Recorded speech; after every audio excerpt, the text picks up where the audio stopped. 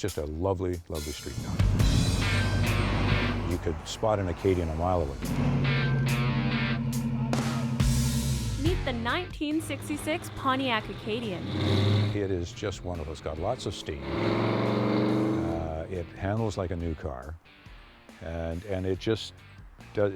I'm very proud of it. It just does everything that I want it to do. Don't let this simple exterior fool you. There's a lot of power behind this Acadian. Just look under the hood. It's in great contrast to the rest of the car. When I got the car, it was an ex-road warrior, or drag strip warrior. It had been raced and raced hard for a number of years. So there have been modifications done to the suspension that were a little strange, not for street use. Engine work on the car to bring it up to a street standard. In 1966, the Sports Deluxe model, the Canadian Acadian, only had about 540 manufactured.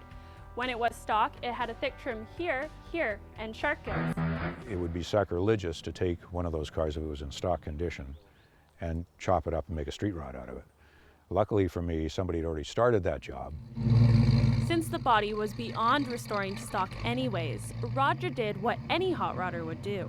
I thought, well, let's try and build it the way I would have built it if I'd bought it used in, say, 1969, 1970, and keep it nostalgic. And that's why the tri-power carburation situation, the removal of door handles and so on. So it's unique as opposed to making it like today's version of, or today's muscle car. It wasn't until this car that Roger became interested in muscle cars. And this car wasn't even intended to be his. When Roger got the opportunity to purchase this car for his youngest son, he struck up a deal with him. So I said, here's the thing.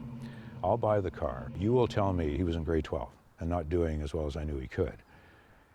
You tell me what you're going to do, what you're going to achieve at the end of grade 12.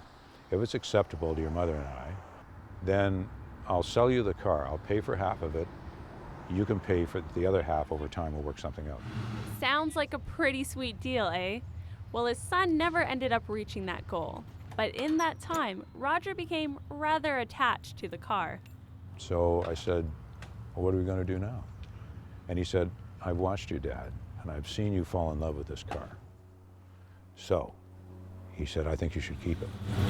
So for the last 17 years, Roger has kept the car. Even though this car will probably see a lot of upgrades throughout the years, one thing is certain, Roger will still be the one behind the wheel. In Parksville, I'm Rae-Anne the Plant.